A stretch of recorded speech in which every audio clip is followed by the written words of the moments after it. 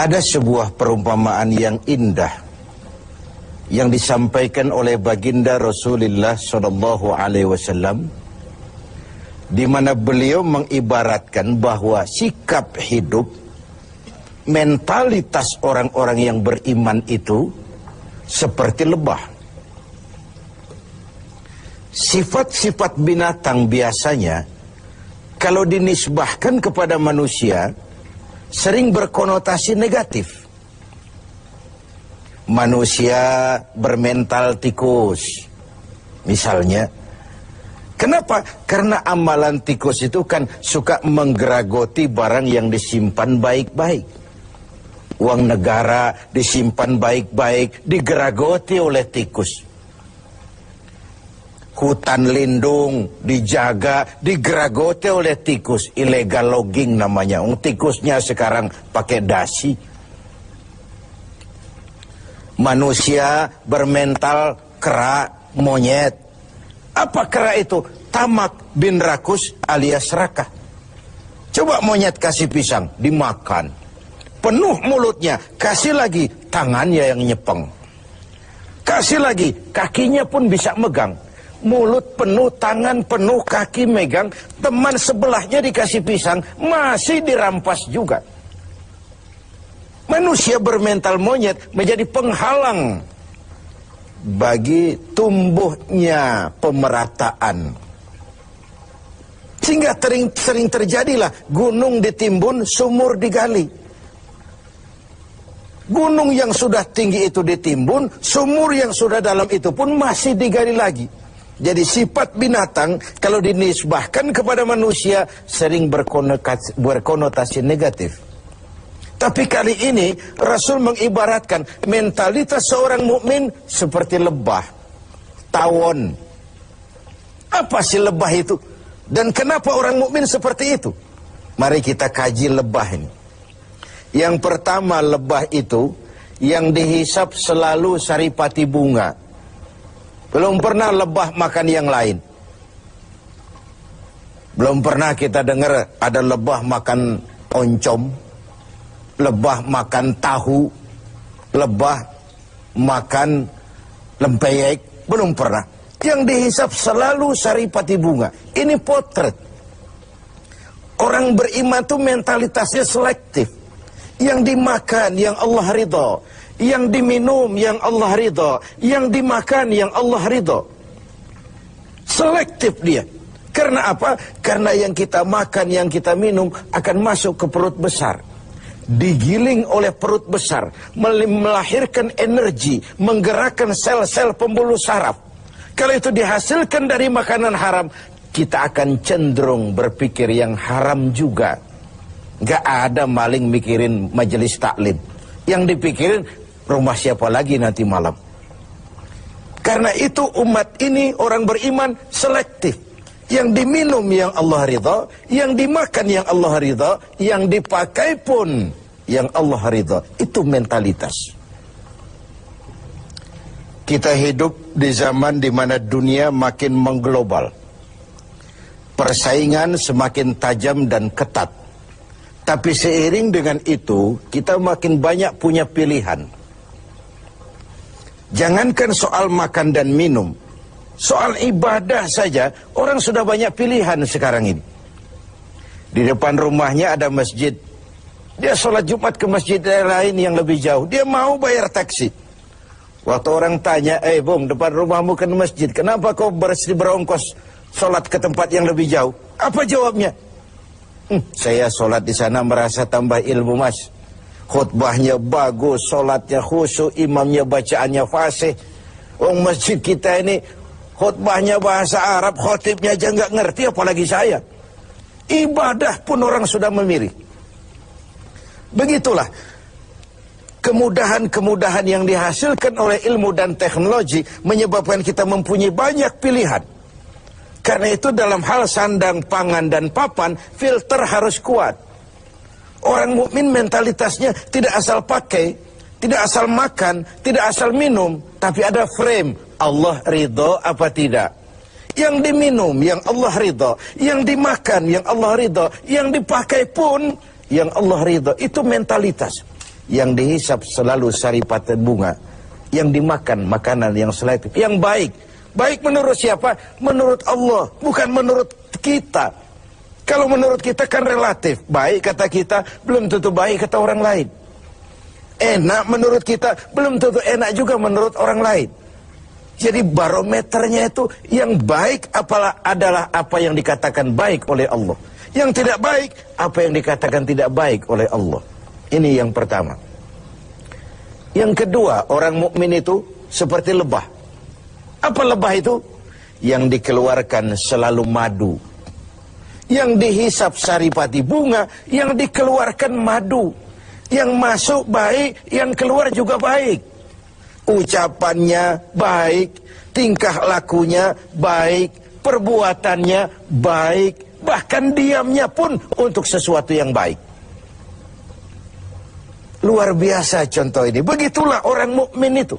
Ucapannya, tingkah lakunya membawa manfaat bagi lingkungannya. Dan ini diperkuat dengan yang ketiga dari lebah. Apa lebah itu? Kemana dia hinggap tidak ada dahan yang patah. Perhatikan. Kemana saja dia terbang, di mana saja dia hinggap, tidak ada dahan yang patah. Kalau ini mentalitas seorang mukmin, artinya kemanapun dia pergi, dimanapun dia tinggal, pantang, dia jadi biang kerok buat lingkungannya. Keutuhan kita sebagai bangsa masih rentan. Berbagai konflik belum sepenuhnya bisa teratasi. Entah yang berlatar belakang sara, etnis, agama, di Papua sana, di Poso sana, bahkan di kota-kota besar di berbagai daerah sering terjadi tawuran antar kampung. Untuk hal-hal yang sepele, untuk hal-hal yang remeh. Sehingga kita kehilangan pertimbangan. Seorang mukmin tidak beriman dianggap kalau tetangganya tidak pernah aman dari gangguan lidahnya atau gangguan tangannya. Wallahi la yu'min, la yu'min, la yu'min. Sampai 3 kali Rasul menyatakan, demi Allah, belum dinyatakan beriman. Belum beriman, belum beriman. Sampai tetanggamu aman dari gangguan lidahmu dan gangguan tanganmu. Begitulah kita ini. Orang mukmin dituntut menjadi manfaat bagi lingkungannya. Kemana dia hinggap, tidak ada dahan yang patah. Tapi yang keempat, lebah. Jangan coba-coba diusik. Jangan coba-coba diganggu. Kalau sekali kita diganggu dia, kemanapun kita pergi, insya Allah dikejar. Nyelam di air pun masih ditunggunya.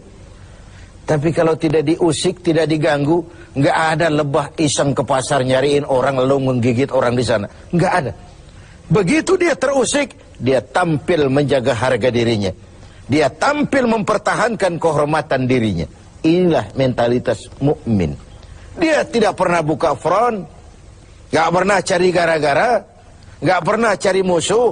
Tapi bertemu musuh pun dia pantang lari.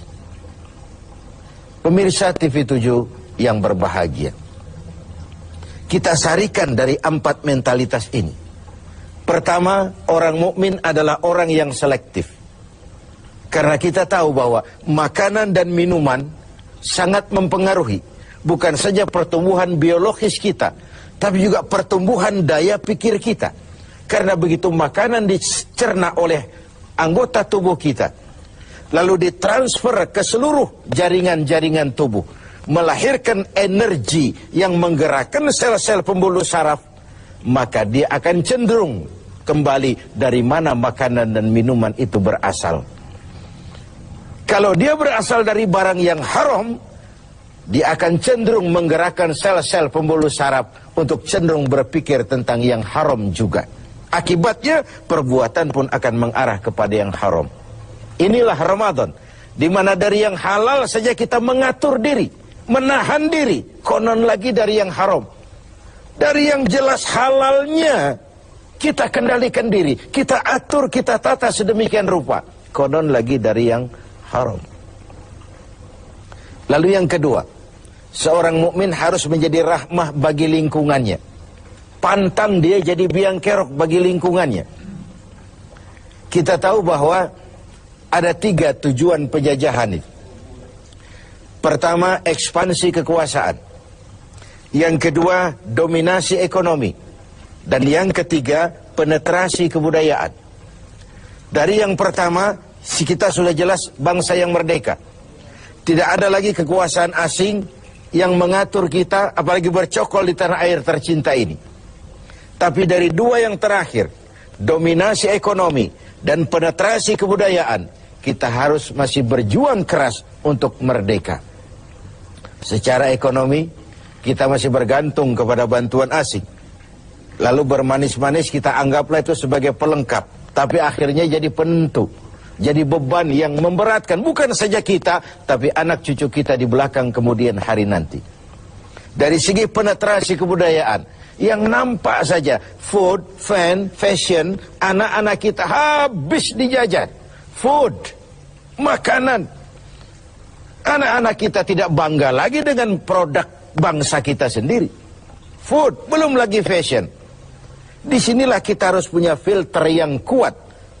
Dalam dunia yang makin mengglobal, di mana kita berhadapan dengan sekian banyak pilihan.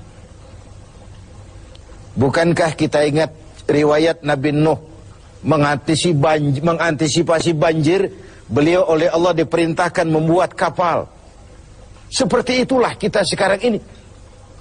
Mungkin sebagian kita menghadapi banjir lumpur di Sidoarjo sana. Tapi yang tidak, kita tetap menghadapi fase-fase banjir itu.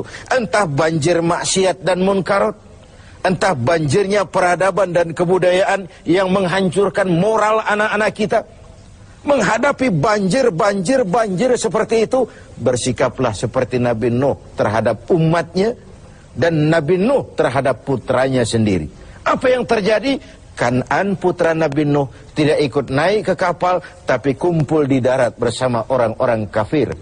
Sebagai orang yang punya tanggung jawab, Nabi Nuh memanggil putranya untuk ikut naik ke kapal, jangan sampai hanyut ditelan banjir.